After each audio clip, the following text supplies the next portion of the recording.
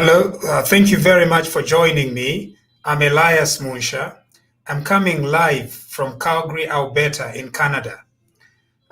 Just a few hours ago, look at this world-class team. You know, we've just beaten the champions.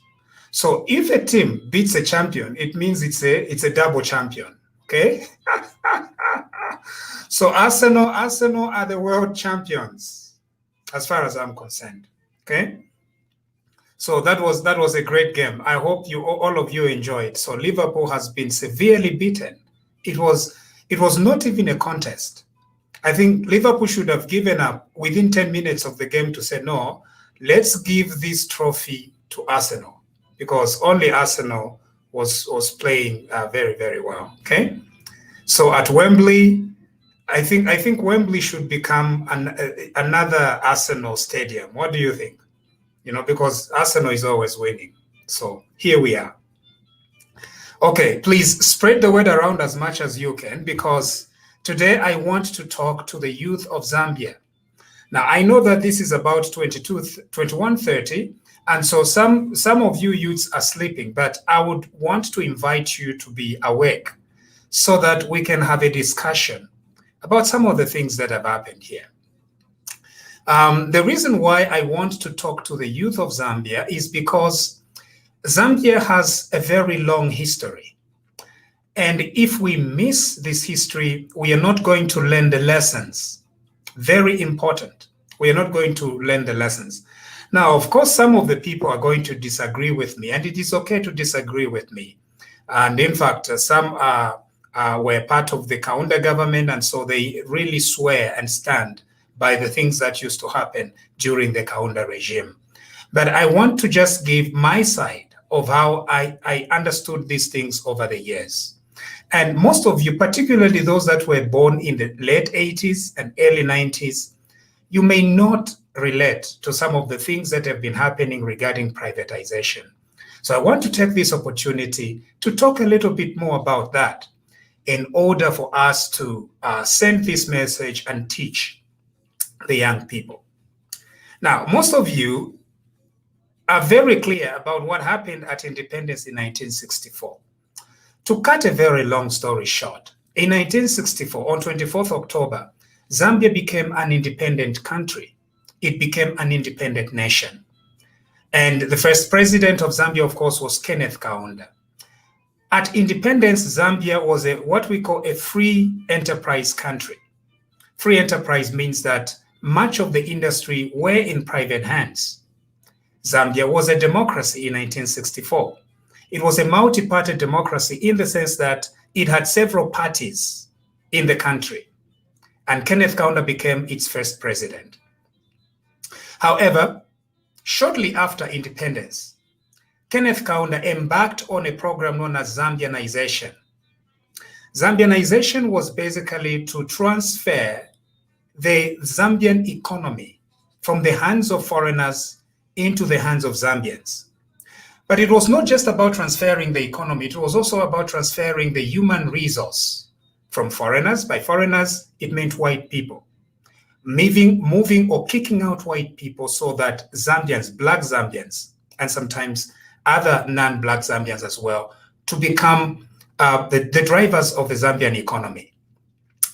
That system worked to an extent, okay? But it did not work as it was envisaged or as it was planned. There were several issues with that system. Several issues were that, you see, at independence, Kenneth Kaunda wanted to keep the whites so that the whites begin transferring the resources, the know-how, the knowledge, the management experience, until we could have blacks that were equipped enough to be able to run the economy. The fact that you are politically independent does not mean that you have everything in tow and you know everything that is needed. That is what happened in the 60s.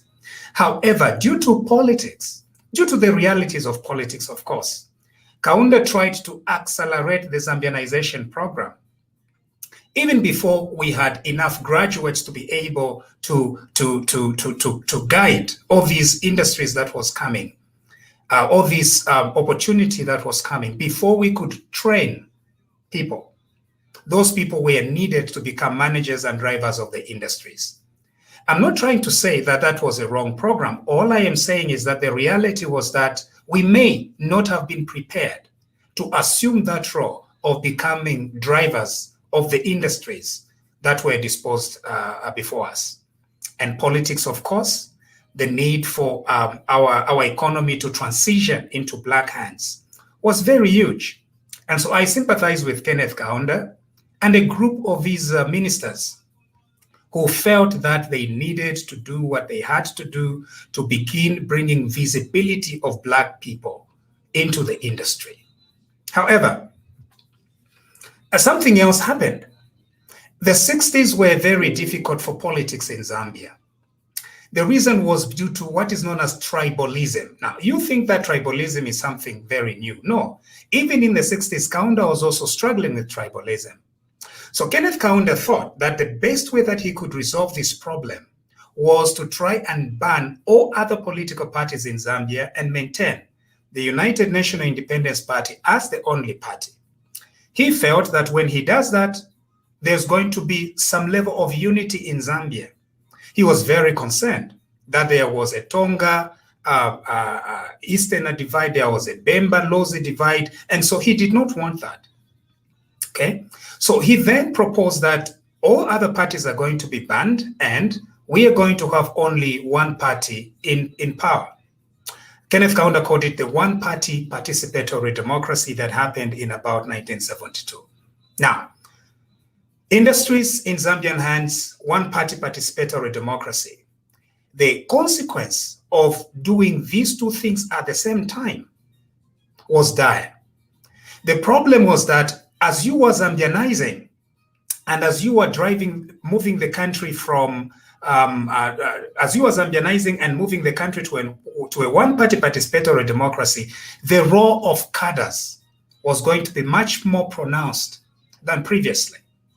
It meant then that for jobs, you are going to look more on party affiliation and faithfulness to the ruling party than academic or professional merit.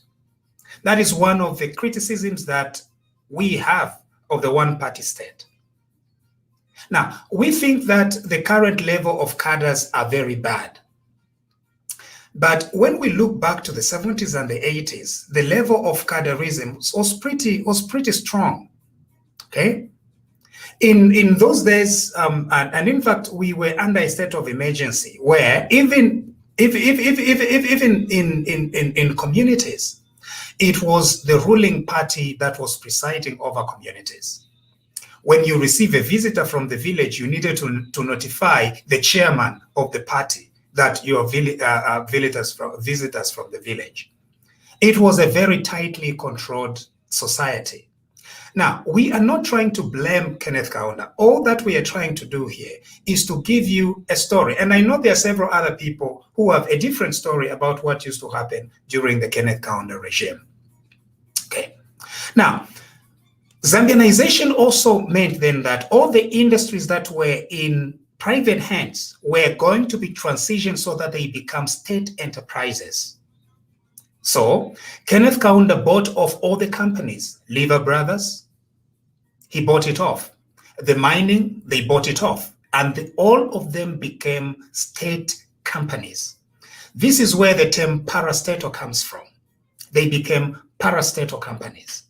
Kenneth Kaunda then went on a very ambitious program to industrialize Zambia.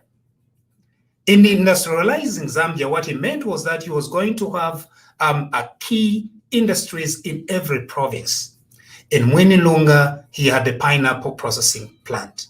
In Mansa, we had the Mansa batteries, which was mining magnesium and then making batteries. In Livingstone, he assembled a very ambitious program of automotive things. In Mongo, in several parts of the country, he did that. Those were known as parastatal companies, ZESCO, and several other state-owned enterprises. However, there are several realities that we needed to face. copper prices in the 70s went down. It added a lot more pressure on the Zambian economy. What else happened? There was war in South Africa and in Zimbabwe, just our neighbor Zimbabwe. We look at Zimbabwe and we think, what a wonderful country it was. But there was war there in the 70s. All these were realities that were putting pressure on the industries in Zambia. But the problem was that because Zambia now had become a one-party participatory democracy, jobs were not based on professional or academic merit. They were now based on party affiliation. Therefore, patronage became a very, very important consideration for appointment into positions. That is what defined the one-party state. Party affiliation. Who were you determined was a higher consideration than the skills that you could bring to the job. The other thing was, of course, tribal balancing. It was very important to Kaunda that all these parastatal chiefs were coming from different tribes. That is, of course, a plus, but it had its own negative connotations. And so you had universities where registrars were like grade 7 people or grade 9. You had companies where the managing director did not have degrees. Quite all right. There were some that had degrees, but others, most of them did not. So there was no professionalization of our parastatal companies. And of course, due to the politics, Kaunda could not just keep all these parastatals going. The other challenge was that in order for the states to operate, it needs taxes. States, where do states take the money from, get the money from? They get all this money from taxes. And so if you have a very small base from which to tax in order for the state to have money, but you have so many companies that you must pay workers, that model is not going to be sustainable, unfortunately. Okay? So if, for example, you have so many parastatal companies, 100 parastatal companies, and all these workers are on government payroll, you must have a lot more money in order for you to be able to pay all these people. And because it's parastatal companies, the problem was profit was not important anymore. It was politics. And so, as long as these workers are paid, as long as these workers are happy, as long as Kenneth Kaunda somehow finds or prints money to pay these workers, that was a much higher consideration than profit. Let's take Zambia Airways, for example. Zambia Airways did not fail because it did not have great pilots, or it did not fail because it did not have enough assets. Zambia Airways failed because of business. Again, because it was a one-party state, it meant that party officials should be given preference, and in fact, some flights that were starting from Lusaka to London were full of people at half price, or some people that had not even paid for the tickets. As a result of that, Zambia Airways could not turn a profit. Now, it wasn't because there was no business, it wasn't because it could not make money, it was simply because there was too much politics in companies. All right? In the 70s, by the late 80s, the business climate was difficult. Whatever we were producing in Zambia could not be enough to feed ourselves as a country so that we could generate income to pay taxes and sustain an economy. Copper prices were under pressure. The industries themselves, they were all based on political patronage. Zambian engineers, Zambian educated, intelligent people that could make things happen could not do that anymore because the ward chairman had much more power than directors, than the educated people, than the intelligentsia of our country. This is what happened.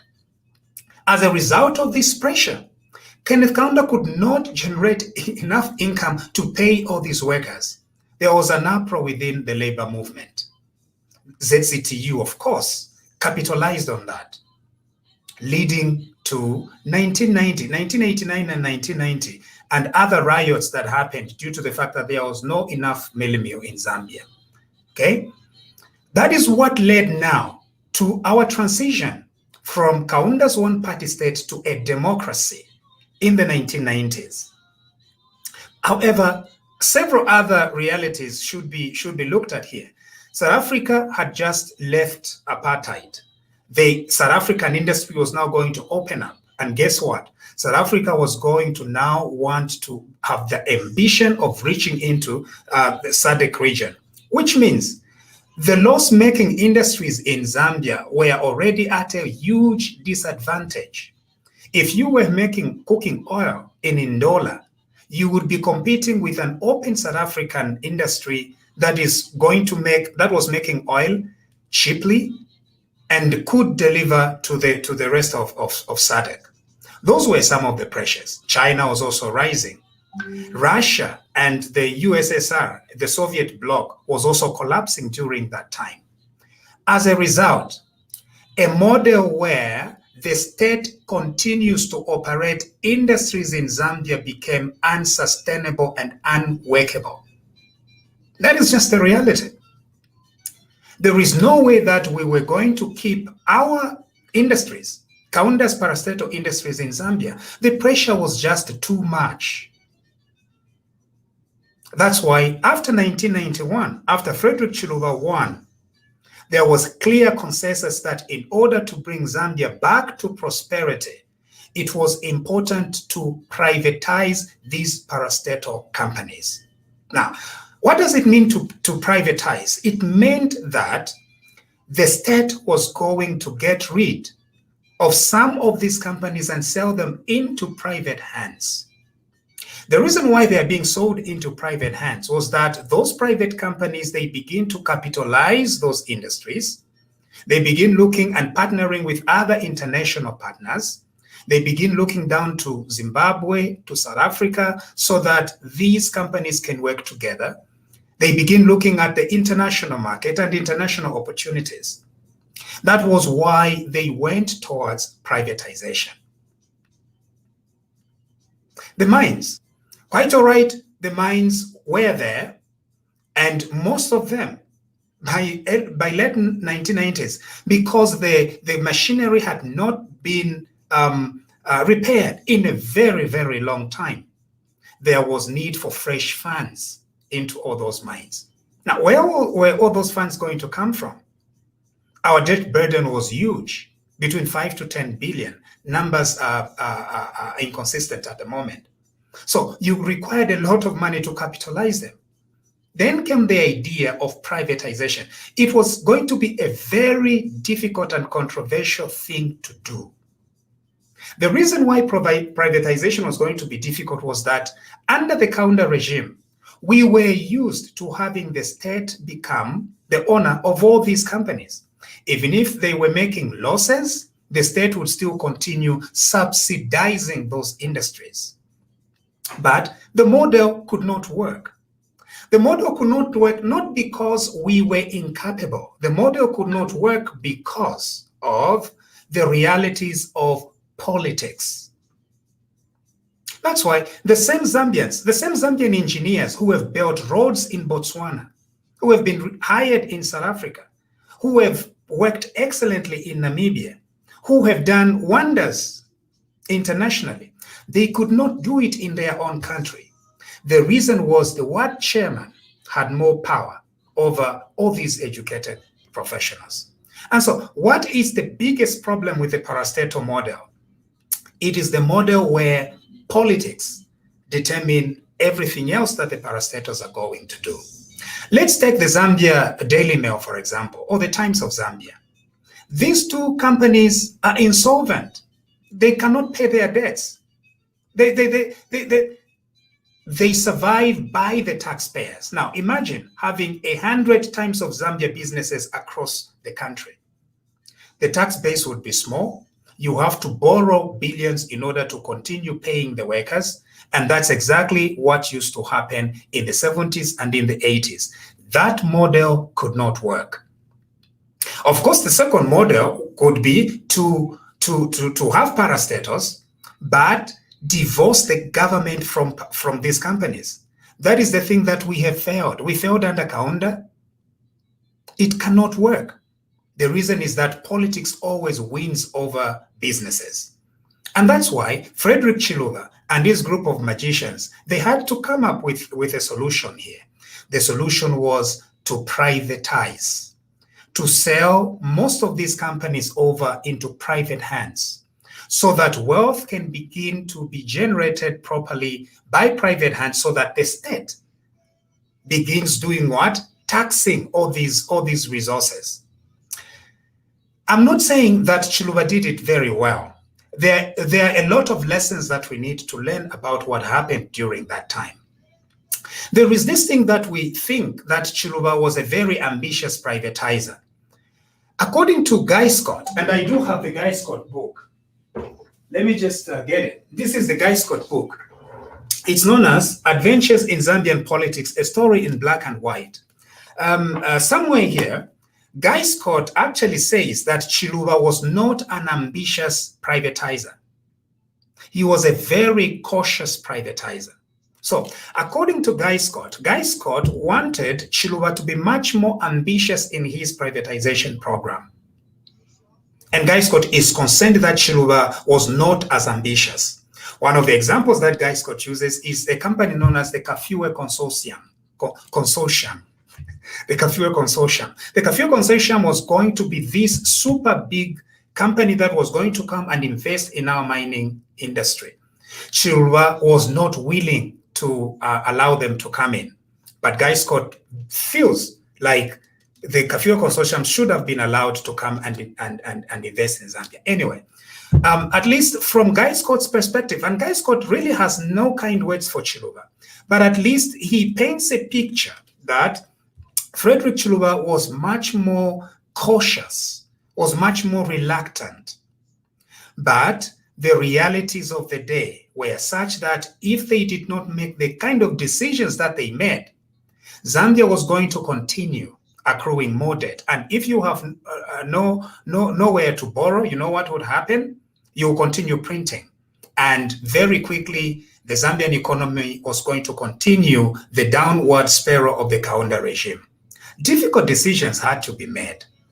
And one of these decisions was to try to take government out of business so that government concentrates on coming up with policies that are going to help our country develop. And that's why they privatized some of the companies. They sold them out. They sold these companies. And in those days, we had great ministers. Emmanuel Kasonde, he was the first finance minister. And we had people like Ronald Penza, very, very outward and forward-looking entrepreneurs who knew that the answer to the problems that we were having at that time was to try to get politics and the state out of these corporations. To date, the consequences of those decisions are there for us to feel. There are so many people from my father's age who were working for all these companies, and those and a lot to date have something, it has left a very bitter taste in their mouths. Of course, there was no way that program was going to be done without having a few problems here and there. But they accomplished something. Frederick Chiluba and his government, they accomplished something. What did they accomplish? They managed to reorient the engine of our economy from an economy that looks to the government to an economy that tries to get people to go into business and do business. That by far is the greatest achievement that Frederick Chiluba did and his group of magicians. I call them magicians. For example, we used to have a company known as the United Bus Company of Zambia, UBZ. It was the only company that had the buses to take us to various parts of the country. Frederick Chiluba liquidated that company. After they had liquidated that company, they then liberalized the transport sector. Within a few years, we now had buses moving from town to town. You can look at it and think that was very small, but it was huge. At least the economy can keep going. And most importantly, the state was not going to be determining which UBZ bus is going to be on the road and which UBZ bus is not going to be on the road.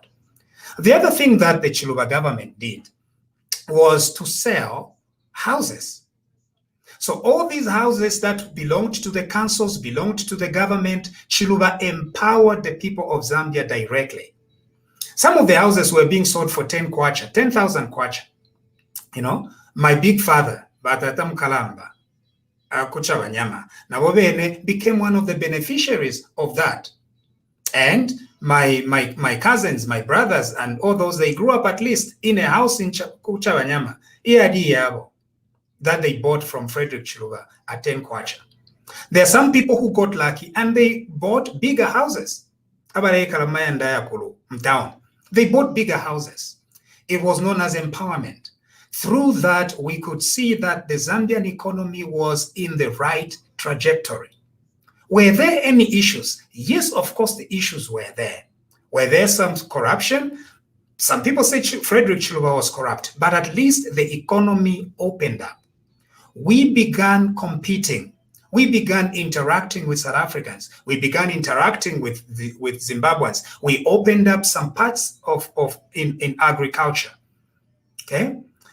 Is this something that should have been done better? Of course, there will always be things that are going to be done and wished were done. But at least during that regime, something happened. Now, after Chiluba left power, Levi Mwanawasa came on. During that time, the 2000s, something very important was happening internationally.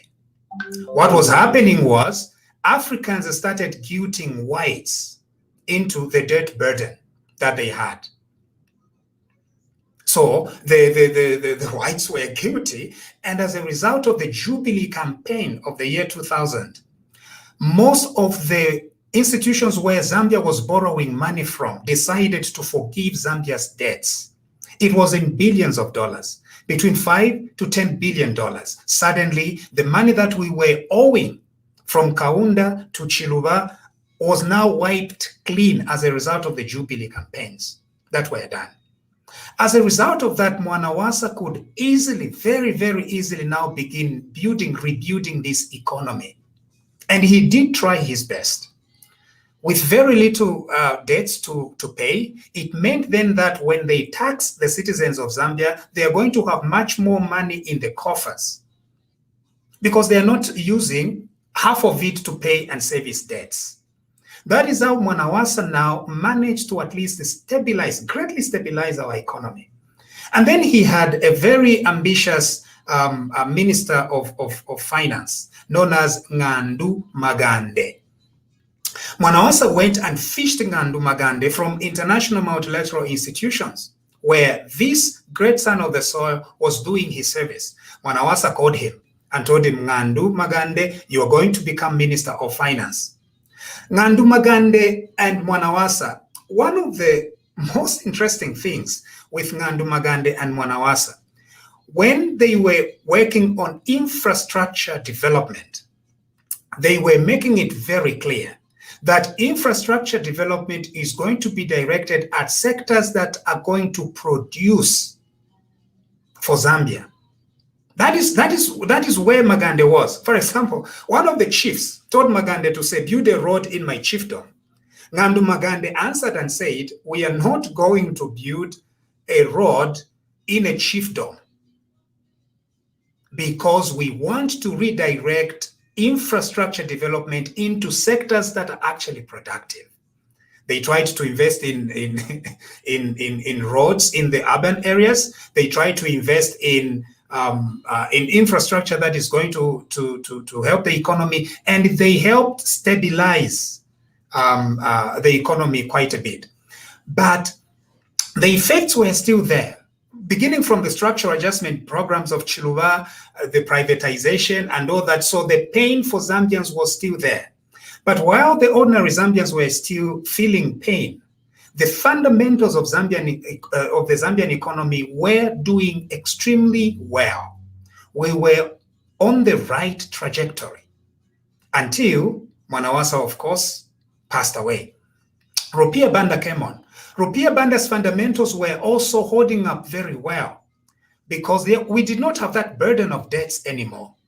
The government was no longer taking care of parastatal companies.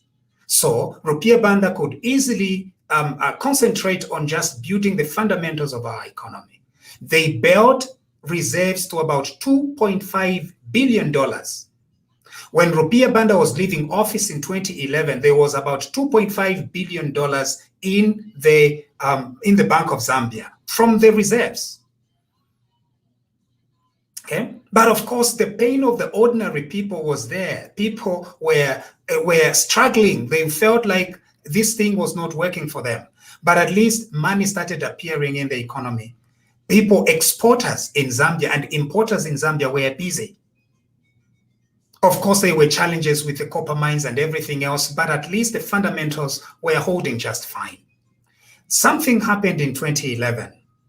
All the restraints with infrastructure spending were taken out in 2011. And we borrowed. Now, there are no records. Between 2011 and presently, we borrowed almost $15 billion more.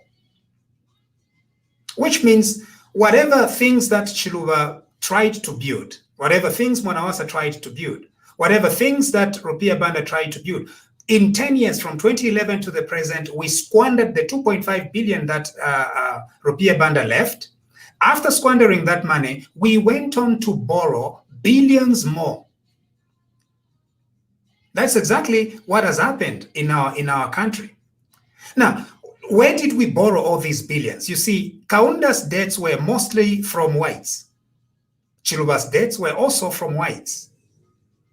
Levi Mwanawasa and Rupiah Banda, that was the time of great African prosperity, great African century. Our debts were being forgiven, and so we could get away with it. From 2011, we found a new person to lend us money, China. Now, you see, with whites, we could easily tell them, hey guys, you are the ones who colonized us. So this 2 billion that you lent us and you want it back, we are not going to give it to you because you were our colonizers. And whites are going to feel guilty, and we will take them on a guilty trip, and it will be over, and they'll forgive that debt. Not with China. So from 2011 to the present, $15 billion more in debt. Not only that, what it means when we borrow so heavily as a country that is just trying to build its economy, the consequences are that we will need more money to begin paying back the money that we are borrowing. There is no way out. You can't even try to renegotiate with any person to say, come on, no. As far as the Chinese are concerned, that's what they do. They give you 2 billion for very huge, useless projects. Let me give you an example of one project. The Kenneth Kaunda International Airport. They gave us how much? Is it $1 billion to build that airport? Of course, almost half of it was stolen, right? So if you are trying to say you are trying to build an economy, how does an airport become a priority? Let's talk about roads. What has happened to the roads? Let's talk about so many other infrastructure projects. This is the problem. You see, I have pens here. Infrastructure development without dealing with the fundamentals of development are useless. It's like having so many pens. If you buy so many pens, but you don't have ink in the pens, there is no development that is going to bring. So they went and have borrowed so many billions of dollars to build white elephants across the country. These white elephants are not going to help with the development of our economy. They are like so many pens that have no ink in them. They're very beautiful to see, but they are basically useless because you can't write with them. If this is just about having so many pens that people are going to be admiring, then let it be. But in order for us to build an economy that brings prosperity to ordinary Zambians, we've got to build on the Chiluba model, build on Mwanawasa's discipline, build on Rupiah Banda's discipline, so that Once those fundamentals are in place, it will become very easy to bring prosperity to our country. But we have concentrated on having all these pens without the fundamentals of the economy. You can build 1,000 hospitals across the country, but if you cannot have enough taxes to pay the nurses, then those hospitals are going to be white elephants. And in no time, what will happen to those hospitals? They are going to be taken by the earth, because the earth reclaims all these buildings. That's why what is important is for a government that is very well disciplined. But unfortunately, what happened after 2011 lacked discipline. Now, there is a lot that can be said about President Sata. Some say that he had very good ideas, because even if he was populist, Sata was quite capitalist. Okay, make no mistake. Many people think that Michael Sata was a very good communist or socialist. No. Michael Sata's ideas were quite populist, but in practice, he was a very, very consummate entrepreneur. Very, very consummate entrepreneur. And so there is this theory that a few years into his presidency, he became sick. And so it was other people that were determining the borrowing and everything. Maybe we can give him a benefit of doubt. But after 2015 and 2016, we went back to China, borrowed more, built a lot of white elephants that have not helped with our economy. Now, something happens. After President Lungu fails to move this economy further, after he builds so many pens without ink, there is no longer money in our economy. We have no reserves. It has all been squandered. We have borrowed so many billions from China, and China is not like Bazungu, which we can guilt into forgiving our debts. It can't work like that. As a matter of fact, most of the contracts for those debts that we signed as a country, some of it we understand were in Chinese, and it had a lot of conditions, such as making some of the parastatals that we have currently as sureties for those debts. If China wants, they are going to come, and they are going to come for the little remaining parastatals that we have left. That is just the reality. Now, President Lungu has failed. Now, after he fails, he then begins making up things. He wants somebody to blame for his failure. Now, he's not going to blame Chiluba because Chiluba is dead. He's not going to blame Wanawasa. He's not going to blame Sata. So he comes up with lies and begins directing a blame to someone.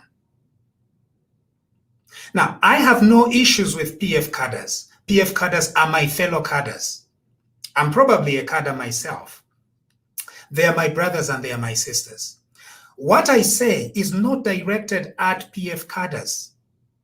It is not directed at my people in Luapula province who overwhelmingly still support the Patriotic Front. My beef is with the leadership of the Patriotic Front, with President Lungu and a group of their leaders who have no regard for the ordinary people of Zambia. Those are the people that I talk about.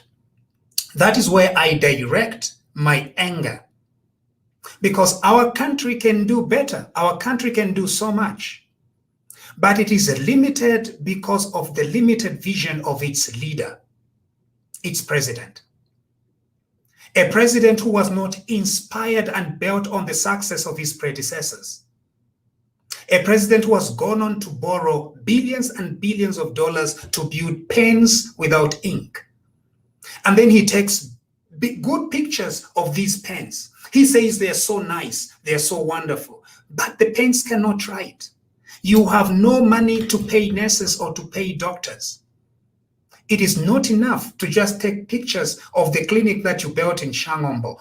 The clinic in Shangombo only becomes valuable if at all you can send doctors and nurses there to help our people. Years after borrowing, we are still experiencing load shedding. How can we, A country that is blessed with natural resources and water, from the Luapula River to the River Chambishi to the Zambezi. How can we, as a country that is so much blessed with all these resources, have no electricity? It does not make sense. And now they're just taking pictures of all these white elephants that they have built. That is where the issue is. Now, the economy is dwindling in Zambia. We have very big fundamental economic issues. They've tried to go to the IMF. The IMF is asking them one simple question. Be transparent about how much money you have borrowed from China. They cannot tell us. This cabinet has gone on to borrow and borrow without telling Parliament, because when you tell Parliament, it's a public record. They've not told Parliament how much they have borrowed. As a result, the World Bank and the IMF are saying, people, just give us an idea, because when you give us an idea, we can see how we can help you. It's going to be another painful process. You see, when you are lacking leadership, you cannot build on the strengths of the past. You begin repeating the same things. So instead of us going through the pain of the 90s under Chiluba, we are going in 2020, go back to those pains of 1990, which was pretty unnecessary. So the IMF are saying, show us where the wound is. Show us how deep you have borrowed so that we can see how we can help you. They can't do that. Now, because politics is catching up with them, the people of Zambia are saying, no, you are not doing anything to help us. They've seen how the kwacha has doubled in 10 years, lost its value by 200% in 10 years. They have seen how their own sick people in hospitals are going to hospitals without drugs. They're seeing how this president is moving from province to province, starting all these white elephants. They're seeing how they are spending so much money on roads where they're not durable roads. These are roads apo batampira before tabalapuisha ifirindi fiambo kutulika, where they started from. And Zambians are like, we need something to change here, because the president, and it's the president. Again, it is the president. He's not doing anything. He's not doing enough. He has no clue. Now, so then they now want to find somebody to blame. And guess who that somebody is? It is the person who is aspiring to lead our country. I'm not telling you to vote for HH. I don't even know HH, but I've seen him on pictures. He looks good. So instead of focusing on trying to resolve our current problems, they have now found somebody to blame for their incompetence. Chiluba is definitely not there, so he's not a candidate. So they found suddenly HH, and they're saying that it is HH who sowed the mines. The people of Zambia must stand together and reject the Patriotic Front lies. Again, it's not the cadres. You cadres are like me. You are me. I am you. We are one together. We are suffering together with the cadres. It is the leaders. It is the Patriotic Front that is stealing what belongs to you as Zambians and fellow cadres. It is President Lungu and his group of very close people that are stealing, borrowing, and mismanaging this economy. I have no problems with my relatives that support the Patriotic Front, but I have problems with the Patriotic Front Party and its top leaders who are only bent on stealing and stealing and stealing some more. And now, because they have no program, they want to heap it all on HH. I've been told that I should avoid trying to speak in a lot of Bemba. Nomba, munjerereko, kambomfye kwe chibemba. Chimono kwebata abantu bambi banya. elo nomba baya senda amafi batwika owakayele ate unyele bamutwika amafi ewo batwika ate unyele efire chitika abebire embushi ni bambi bali embushi chirye babekata elo basenda mala ya mbushi baya mushinga echechi ati ni echechi ebire efire chitika bantu kwena iwe niwe bokateka chiruba abombesha achita reorient economy ya chalo abena mwana wase nkongole shonse clean slate elo nomba waisapo chirya waisapo you are not leading the people iwe cholefu ayafye kuiba ala nabeba echo kanshinale nandaka inomba bale folesha fmph folesha pandu kuiba baliba nomba inenshirelaka nabena Zambia iyo nshirelaka namakadazi baba PF amakadazi baba PF bantu bandi bantu limbi na inewini nebokata tete njishibe tulibena Zambia bonse obwafya nkwete nabo ni balungu na babululu shabo balungu n'abana babo n'aba nabo ebaleyi b'ekyuma kya kyalo nga kuti twachula shani economy yali isuka bwino inkongole muri mwana wasa bali twerele enkongole abasungu abati let this poor country start afresh tuwatampa kuno kuchitapyuti na ma reserves rupia banda asha bali basatata walande sana tibali tuwere nomba iliyo aba balipo nomba kufuayo wakubepesha baya senda n'abantu bambya ati yo mugwaye aleni nomba sonteni minwe pali HH ni HH waibide nomba umuntu ushachitapo serve in any government haka inde hichilema tachitapo serve in any government kuti batwe bashane at ewa ibe chuma cha chalo and is the one who is responsible for our current situation kaidi mweba leteka mwambo kusonta ombi mwanya elo nomba mwaya mushinga amafi ate unyele na ifwe tusumine muli ubobufi ati yo chachine ni yakayinde ayamafi yako akayinde tusumine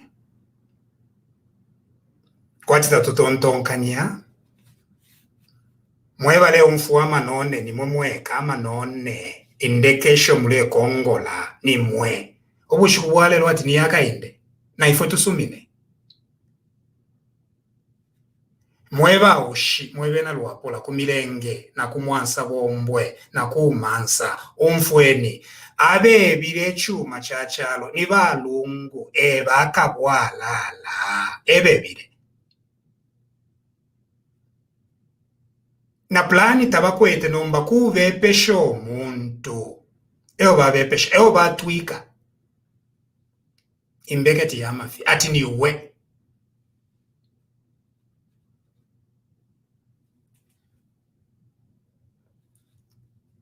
ngakuti tuwasumina shani uyu na mayo wapena aya na paradio aya na leta ne paper refi yabo fi ukweba ati uashitishe chinechi niye chechi ushekwena ababa mayo bana wako batuntulufe kwino eba aliba minister of finance ili ofimofu fyaleshtiko ushekwena ngaja kutira yechechi alibapo inonshita ngepo ali apo traffic offense kumongu ya chitike kule bali mulonga ati treason echo kanshita twasumine ubufi bwa Patriotic Front ena na pali wa Patriotic Front shirelanda pama members yo mwema members muli bena Zambia banandi imwe muli banandi nsha mipata iyo mwema kadas nsha mipata nde milandi lako nangu muntu ke nde ni mwendela ndirako nde milirira ni mwenderirira nimwende echulira.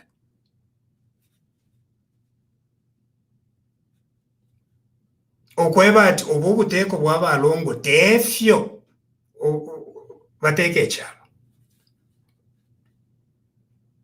Nomba tuyikale fye ati yo omukwai konkaniye nipo okulaba epesha omuntu ushabapo mu government. Omwine efyo alondolora fyako bati ine ndi mutonga ilyo nafyerwe efye nafyerwe n'eng'ombe. Ero nasapanga ko tupiyo tunono fire nabika mu ng'ombe na mu birimi na muri land. Ero nomba naza sanga ati ningwina. Bantu mupashitwale fwayo okumona ilyo chiro bashitisha efintu fyonse fye. When chiro privatize the country, that is the kind of entrepreneurship that we wanted to see. And we see it in Mr. Hichilema. He took the little money that he made out of it. And it was not only Hichilema who was working in those days. Several law firms, Kanyebe. In Zambia, Zambian lawyers were about 200 or 300 at that time. There was no business law in Zambia. The reason was there were no industries in Zambia that were in private hands. There was no business law. The first business law firm in Zambia is Corpus. Iyatampire n'omwana wa Elias Chipimo. Chairman of the MMD. Elias Chipimo Senior, Elias Chipimo Junior, ni lawyer. Law firm yako ilya, iyo batampire kuba nomba batampe to help the people of Zambia to navigate through the privatization process. Elias Chipimo Junior made some money out of it. Even today, he's comfortable. And he has a law firm that he has built, a very big, important business law firm in Zambia. Because of privatization, because of the opportunities that were there for the people that were there. Others, they were also consultants, lawyers. No, they did not invest that money, no. They took that money and they started drinking with it and doing whatever they did.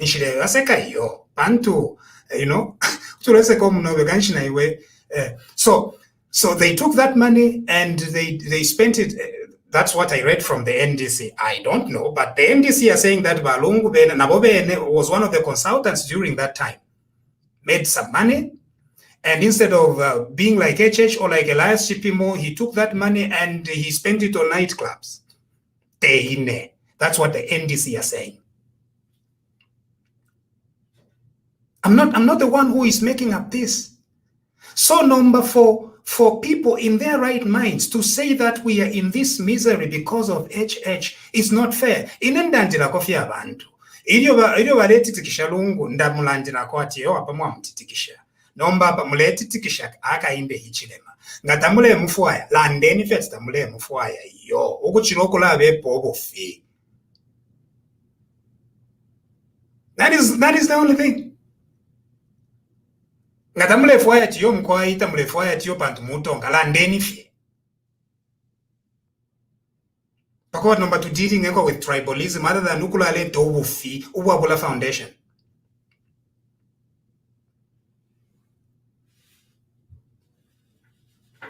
Which other people made money during privatization? A lot of professionals. Elo nomba kange during privatization, what it meant was that there was going to be professionalization. Ama lawyers were going to be professionals and they'll be paid accordingly. Ama accountants, they'll be professionals. They'll be paid accordingly. Takwaliat, you are just an accountant of a company because you belong to the ruling party. No, they sent all these people back to school. That is what happened during the privatization. The administrative state started to grow and expanding. NAPSA was established. Workers' Compensation Board was established. Several other agencies of the state started growing and developing. And Zambia suddenly started seeing at least some level of prosperity. There was still some suffering, true. I grew up in Chiwempala in the 90s.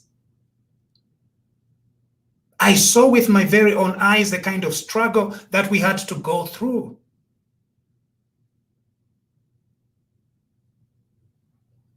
with an aunt who was a marketeer at Chwempala Market.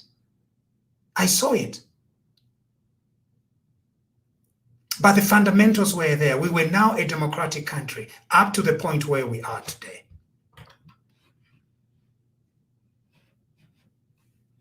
Okay?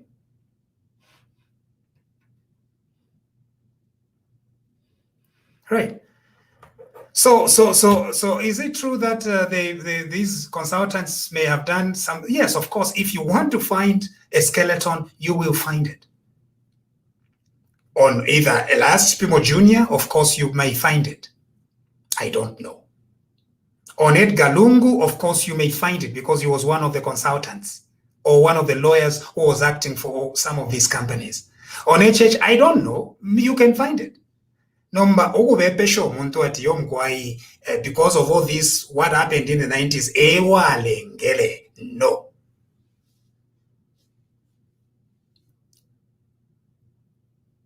It is the PF that are stealing now. It is the PF that are stealing now. That is where the issue is. Valungu naba nabo. Eba now. Not my industries to share kona tuena balefo kushitisha. Now. Those are the kind of problems that we have now. We need a leader that is going to build on what his predecessors did. Not a leader who, when he fails, that is not the kind of thing that we need for development in Zambia.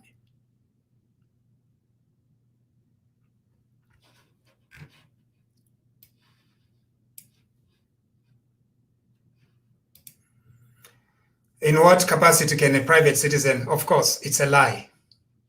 Ebet Biliga, it's a lie. Of course, that's exactly what they've done, and now they're using this woman. And forgive my language, she is saying some very useless and divisive things. That's what exactly she's doing. She was part of the Chiluba administration. Of all the people, she is the one that is at least blessed with good age because she was only in her 30s when she was becoming minister. So by now she needs to show some level of maturity and give us an idea of how best we can resolve our economic situation. She has not benefited from all that. She begins shifting blame. This is the problem that we have. If a person with a senior position like Edith Nawakwi can begin making up lies and shifting blame, because once she says, because everybody is going to believe that, no, she's somebody everybody looks up to, and they'll begin thinking that what she's saying is true when it's not. Now, some of you are saying, but why should it be an issue? It is an issue because our country cannot afford to repeat the same mistakes over and over and over and over. There comes a time at which we must say no to the lies. And we must say it with a lot of passion and emotion and sense. Because Edith Nawakwi, a minister, should be saying we were on the right trajectory. The wealth we are seeing in Elias Chipimo Jr., the wealth we are seeing in all these privatized companies, the wealth we are seeing in Akainde Hichilema, the wealth we are seeing in all these people that bought these companies is right. What we need is to make a much more fair and just society. We need to learn lessons from all these business people. What worked, what did not work. That is the kind of confidence that we need to have. If Honorable Nawakwi wants to be and continues to be a politician, she has a prerogative to do that. But one thing she cannot do is to lie and pee on Chiluba's legacy. That we are not going to allow. Ukusundira pali legacy ya kwa Chiluba. That we are not going to allow. Chiluba had his own weaknesses. Chiluba had his own problems. But one thing Chiluba did was to open up our country so that it becomes a business-oriented country. For that, we are grateful and we will remain grateful. All we needed was leaders that were going to build on that to ensure prosperity for our country. Not leaders, when they fail, they begin looking back to find somebody to blame. In 1991, when Chilwa became president, he said, I'm going to forget whatever happened. Of course, of course, he was a problem, you know. Of course, it was a problem, but at least Arilandogo, no, we are going to look forward and build our economy, build our country, raise the profile of our people. It was not an easy thing to reorient the people of Zambia from a dependency to independence. It was not going to be easy for Chiluba to change our orientation as a people who were dependent on Kaunda's handouts since the 70s and the 80s to begin now looking at the entrepreneurial spirit. It was not going to be easy. And then somebody in this government begins looking back and saying that it was all because of Chiluba. What nonsense. So, what nonsense. If she wants to be a politician, let her go ahead and be a politician. I'm a vote stakwa vana wako. Ifinshi bala tuweba. Kuvena mwanga na kuvama ambwe. She did not get any votes there. Who voted for her? Ero nomba bese batu chuchunganye. Batu chuchunganye nefi yabofi. Nonsense.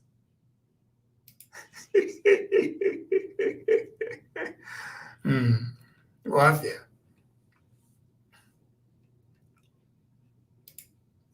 That's the Tusumine Yama. It's true. Okay. Anyone wants to say something? We've been talking for about an hour. So to the youth of Zambia, you can spend only 1 hour. My opinion about how we got where we are. It's not too much. You sit and watch 4 hours of Nigerian movies. For 1 hour. Particularly go if you're because so nomba kamuntu kasa miebe pati yo mkwai mweba yufi if yo chiri uo tuwala chita blame nuyeche mwasumina nokusumina ngani mweba bemba nandi. It's even worse. Yo mwebe na luwapula mwisumi nobu fiwa kwa lungu ati yo mkwai ulire nyuyu. No, don't. Samson Kapaira arerete eria shauti shana Mujibepi. Tujiburongo. Majira. That's how far I can go. That's how far I can go in Kaonde.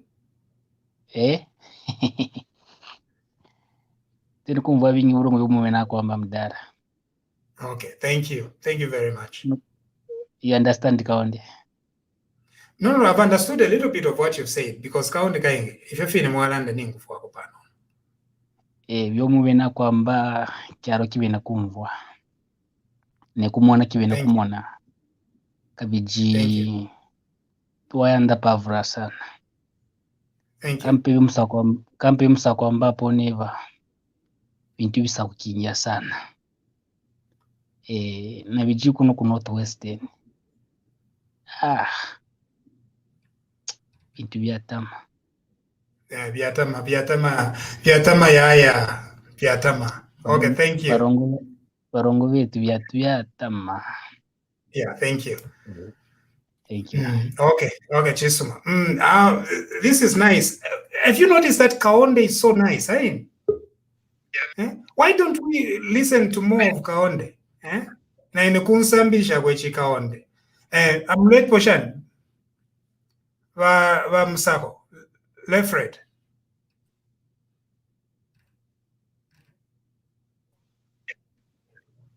Okay, I think Lefred is not there. Rose.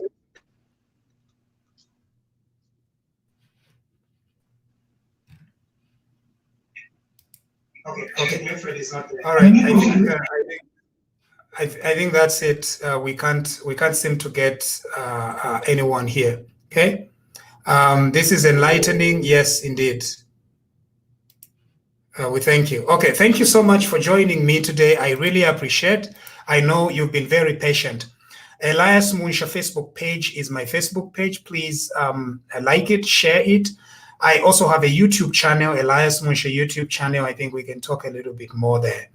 Thank you very much for joining me today. We've got to say bye and see you another time. Thank you.